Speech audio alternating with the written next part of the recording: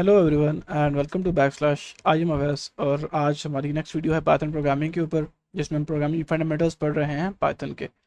तो आज की इस वीडियो में हम देखेंगे कि ऑपरेटर्स क्या होते हैं, कौन सी ऐसी टाइप्स हैं ऑपरेटर्स की, और उसके बाद सारी टाइप्स को हम कोड करेंगे। पहले उनके कॉन्सेप्ट समझेंगे, देन उनको कोड करेंगे। बहुत सिंपल चीज़ें हैं, ठीक है। आपको जो है चीज़ें पहले पता होंगी, बस एक दफ़ा रिवीजन की ज़रूरत है। सो सबसे पहले ऑपरेटर्स क्या होते हैं। Operators are symbols in Python that perform operations on two values. Okay? आपके पास कोई भी दो वेरिएबल्स हैं, आप उनको ऐड कर रहे हैं, तो ये जो एडिशन आप कर रहे हैं वो आप प्लस के साइन से कर रहे हैं। तो यहाँ पे जो प्लस है वो एक ऑपरेटर है। आप दो नंबरों को मल्टीप्लाई कर रहे हैं, ठीक है, ये ऑपरेशन है। तो कोई भी ऐसा सिंबल जो दो वैल्यूज के ऊपर ऑपरेशन परफॉर्म कर रहा है उसे हम ऑपरेटर कहते हैं। इसको एक एग्जांपल से देखते हैं। लेट सपोज यहाँ पे आपके पास दो नंबर हैं, number 1 is equal to 10, number 2 is equal to 20। अब इन दोनों को हमने जब सम करना है तो ऑब्वियसली हम एक सिंबल का यूज करते हैं जो कि एडिशन का सिंबल होता है, प्लस का सिंबल होता है, ठीक है। अब ये जो प्लस का सिंबल है, ऑब्वियसली ये इन दोनों पे एडिशन का ऑपरेशन परफॉर्म कर रहा है, तो ये एक एडिशन ऑपरेटर है, ठीक है। देन ग्रेटर देन चेक करना है, हम तो ग्रेटर देन का सिंबल यूज करते हैं। अच्छा, नंबर 1 नंबर 2 को हमने ऐड किया, जिस सिंबल के थ्रू ऐड किया वो ऑपरेटर है और इसे हम सम ऑपरेटर कह सकते हैं, ठीक है। और जो दो वैल्यूज ऐड हो रही होती हैं जिन पे ऑपरेशन परफॉर्म हो रहा होता है, ऑपरेशन कोई भी हो सकता है, हाँ, याद रखिएगा आपका जो ऑपरेटर है, ठीक है, वो जब दो वैल्यूज पे कोई ऑपरेशन परफॉर्म करेगा, ठीक है, तो वो जो दो वैल्यूज होंगी उन्हें हम ऑपरेंड्स कहते हैं। बाय द वे जो ऑपरेटर्स हैं वो दो टाइप के होते हैं, यूनरी एंड बाइनरी, ठीक है। बाइनरी ऑपरेटर्स वो होते हैं जो दो वैल्यूज पे ऑपरेशन परफॉर्म करते हैं, और यूनी ऑपरेटर्स वो होते हैं जो एक वैल्यू के ऊपर ऑपरेशन परफॉर्म करते हैं। यूनरी ऑपरेटर जो है वो एक अलग टॉपिक है थोड़ा सा, ठीक है, बट मेनली मैंने आपको ऑपरेटर का कॉन्सेप्ट समझाना है, तो इसलिए मैं बाइनरी ऑपरेटर्स को लेकर चल रहा हूँ। नेक्स्ट आगे जब हम करेंगे डिक्शनरीज, लिस्ट, टपल्स, तो उसमें हम देखेंगे कि यूनरी ऑपरेटर्स क्या होते हैं, ठीक है। सो फिलहाल आपने ऑपरेटर को समझना है, तो उसके लिए बाइनरी ऑपरेटर्स ही बेस्ट हैं ताकि आपको कॉन्सेप्ट का आइडिया हो सके। देन मेनली जो है वो ऑपरेटर्स की ये चार टाइप्स होती हैं: assignment operator, arithmetic operator, comparison operator and logical operators. इसके अलावा भी ऑपरेटर्स की टाइप्स हैं पाइथन में और बहुत यूजफुल ऑपरेटर्स हैं, बट वो रिलेटेड है list, tuple, dictionaries, other data set जो पाइथन में आते हैं, ठीक है। बट अभी हमने वो नहीं पढ़े, इसलिए हम वो ऑपरेटर्स डिस्कस नहीं कर रहे।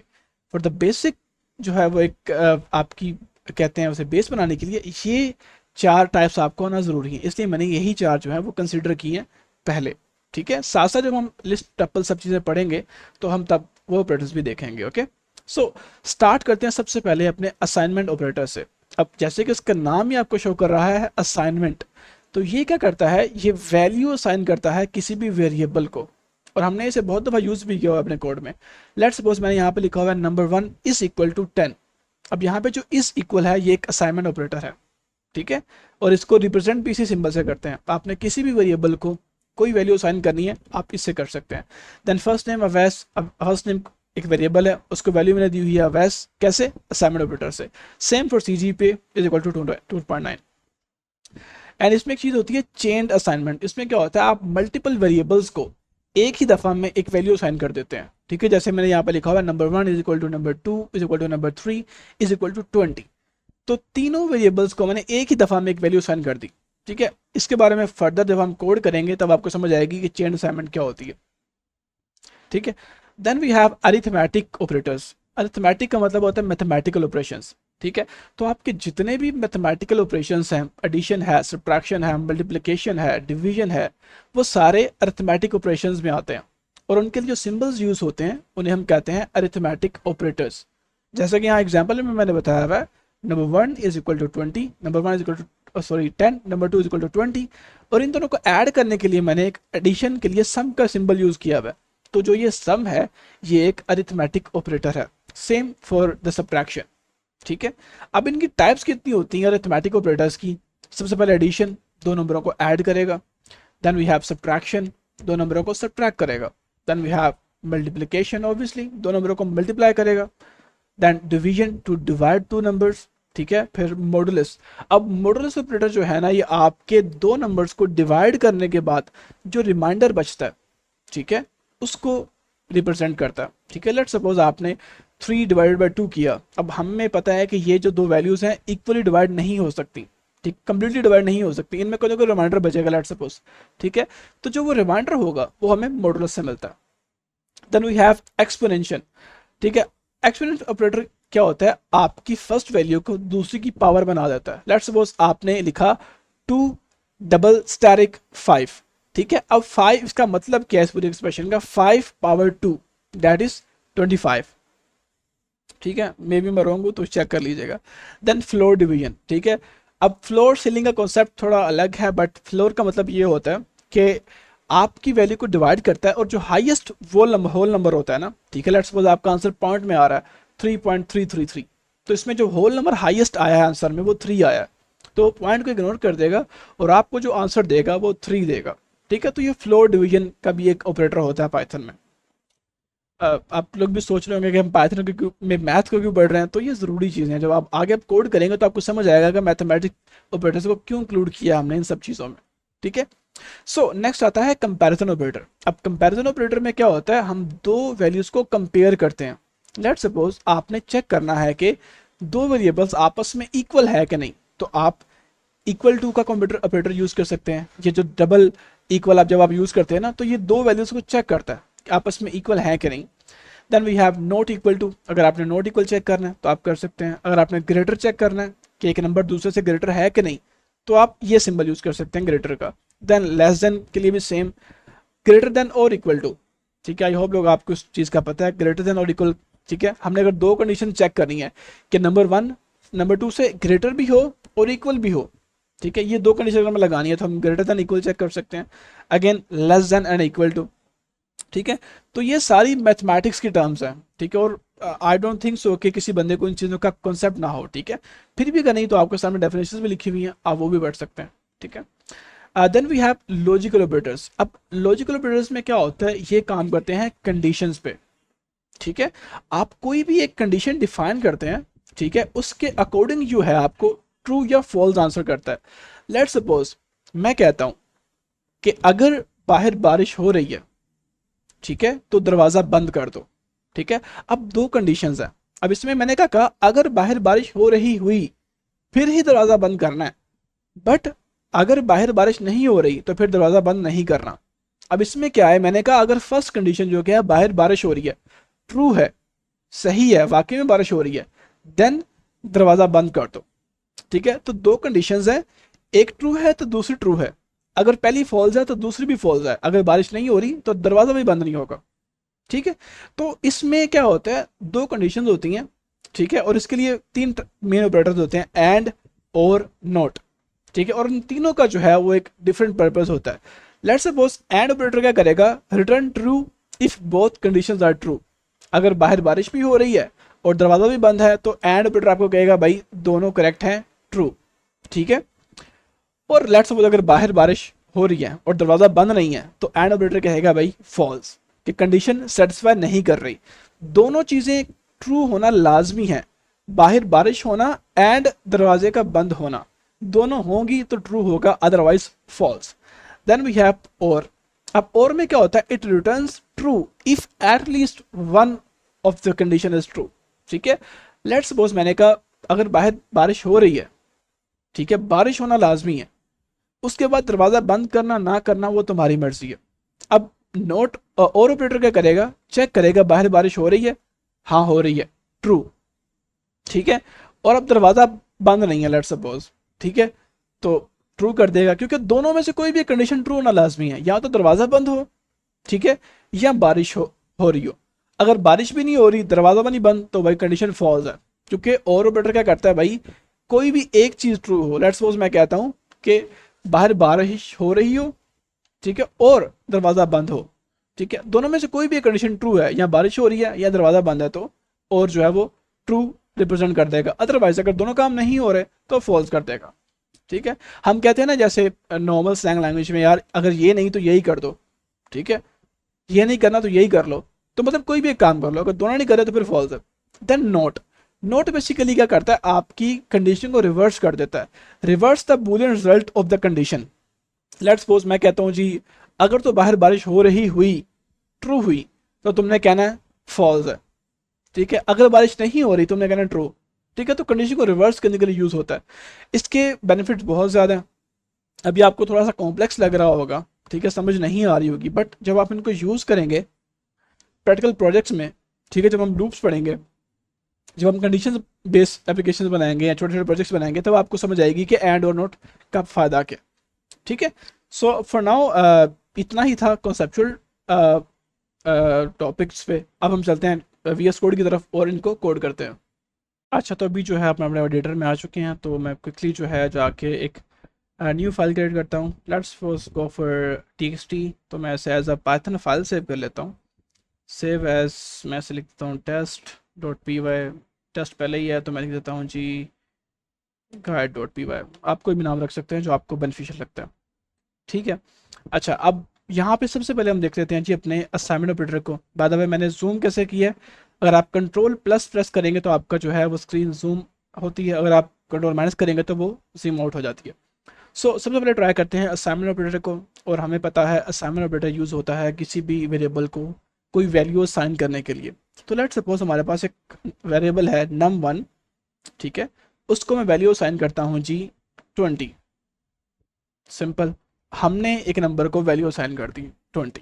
अब अगर इसे मैं प्रिंट करूँ, ठीक है, num1, ठीक है, और अगर इसे हम रन करें जाके, तो आपको नीचे नज़र आ जाएगा जी हमारे पास क्या आ चुका है 20।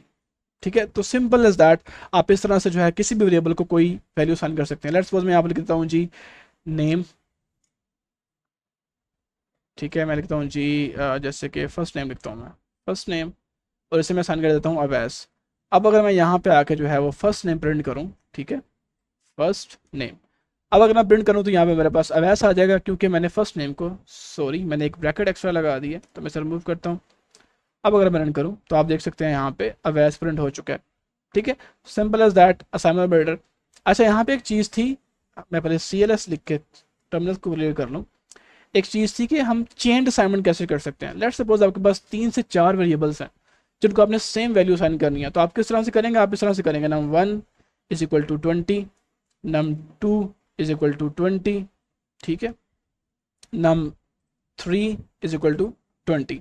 तो एक तो ये तरीका है, बट ये टाइम टेकिंग है। बट असाइनमेंट ऑपरेटर का फ़ायदा क्या है, आप इन सब को एक ही दफ़ा में सेम वैल्यू असाइन कर सकते हैं। मैं लिखता हूँ जी num1 equal to num2 is equal to num3 is equal to 20। अब ये तीनों के तीनों वेरिएबल्स की जो वैल्यू है वो 20 है। अब अगर यहाँ पे मैं प्रिंट करूँ वन बाय वन इन सबको, num1 print num2, sorry num2 है ये, ठीक है, और प्रिंट num3, ठीक है। अब अगर मैं रन करूँ आप देखेंगे कि इन सबको वैल्यू जो साइन हुई है वो 20 है।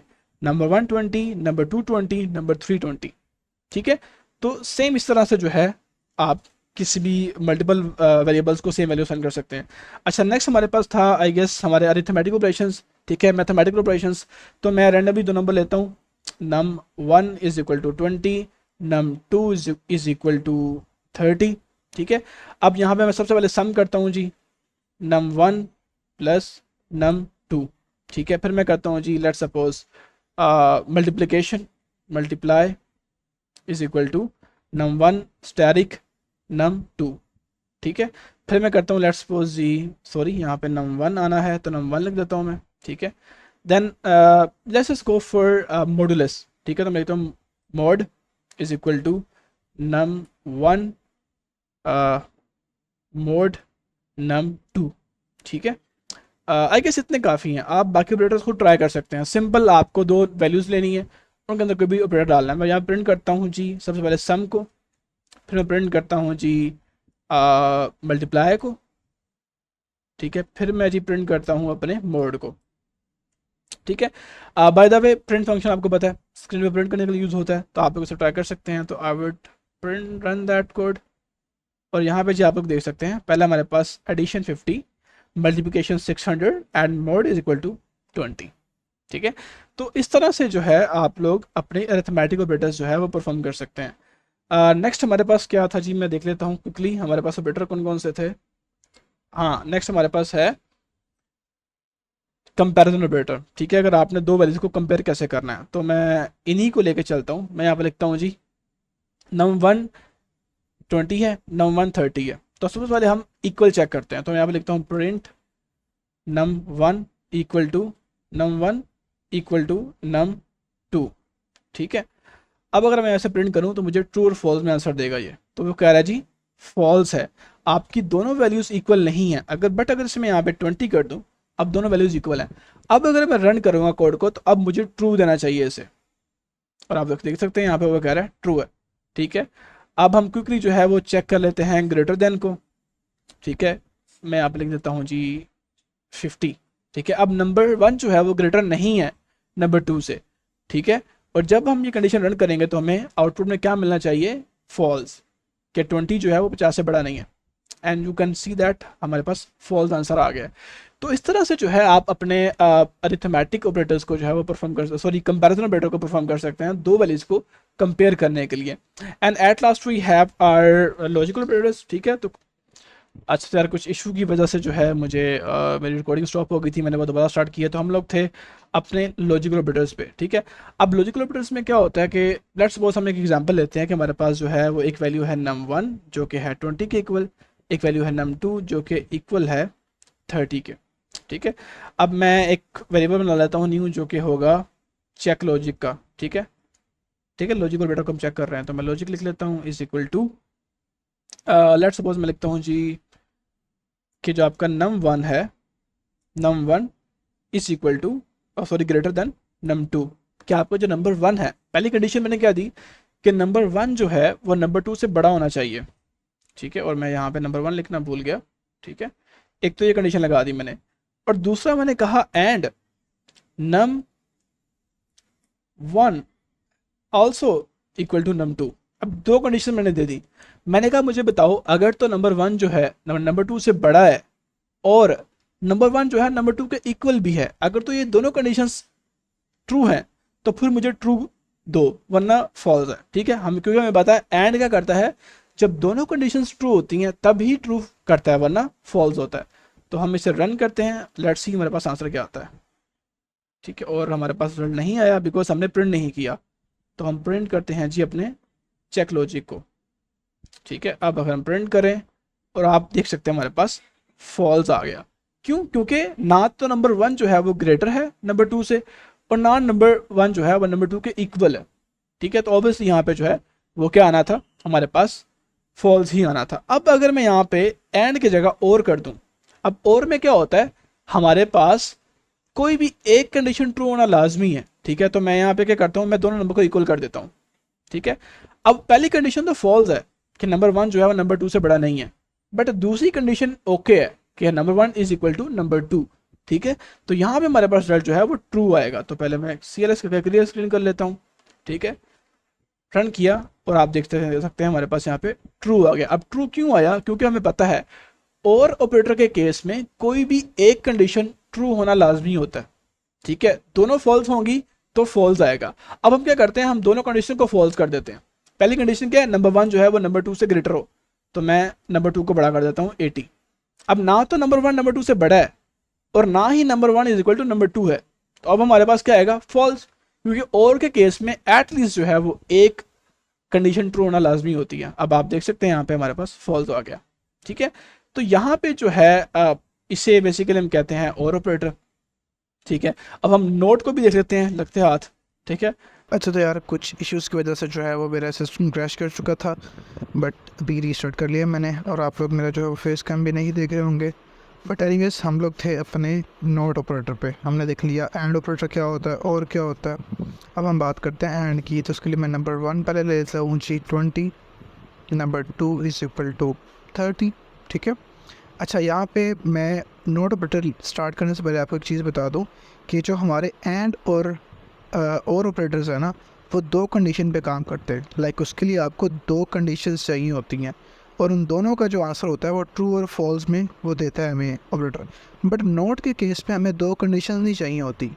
नोट ऑपरेटर जो है वो एक ही कंडीशन पे काम करता है, उसी रिजल्ट को वो रिवर्स करता है। अगर ट्रू है तो नोट उसे फॉल्स कर देगा, फॉल्स है तो नोट उसे ट्रू कर देगा। अब उसके लिए हम एक नया वेरिएबल आते हैं चेक लॉजिक, ठीक है, जो कि इसका आंसर को स्टोर करेगा। मैं पहले लिखता हूँ नॉट ऑपरेटर, ठीक है। अब एंड और केस में क्या था, हम दो कंडीशंस ले रहे थे और उनके सेंटर में हम बड़ा ऑपरेटर लगा रहे थे जो कि एंड और था, बट नोट के केस में एक ही कंडीशन होती है, तो इसलिए हमने स्टार्ट में नोट लिख दिया, एक ब्रैकेट लगाई मैंने। मैं यहाँ पर लेट्स सपोज कंडीशन लिख देता हूँ number 1 is greater than number 2, ठीक है। अब टेक्निकली मैथमेटिकली अगर हम देखें, नंबर 1 कितना है 20, नंबर 2 क्या है 30। अब नंबर 1 जो है वो नंबर 2 से बड़ा नहीं है, विच मीन्स दैट इस कंडीशन का आंसर क्या है फॉल्स। बट क्योंकि हमने स्टार्ट में नॉट ऑपरेटर लगाया हुआ है, नॉट ऑपरेटर क्या करेगा, इसके आंसर को तब्दील कर देगा, रिवर्स कर देगा। अगर ट्रू है तो फॉल्स कर देगा, फॉल्स है तो ट्रू कर देगा। अब टेक्निकली यहाँ पे इस कंडीशन का आंसर क्या है फॉल्स, क्योंकि नंबर 1 जो है वो नंबर 2 से बड़ा नहीं है। बट क्योंकि स्टार्ट में नोट लगा हुआ है तो इसका आंसर हमारे पास ट्रू आएगा। तो हम इसे चेक कर लेते हैं, प्रिंट चेक लॉजिक, ठीक है। अब अगर इसे मैं रन करूं और आप देख सकते हैं मेरे पास ट्रू जो है वो आंसर आ गया। तो नोट जो है रिमेंबर कि एक कंडीशन पे काम करता है और जो आंसर होता है कंडीशन का उसको रिवर्स कर देता है। तो ये थी आज की वीडियो ऑपरेटर्स के ऊपर। आई होप सो आप लोगों को सब चीज़ें क्लियर हैं। अगर कोई कन्फ्यूजन कुछ भी है तो आप लोग मुझसे पूछ सकते हैं। For now thank you so much and stay tuned, bye bye.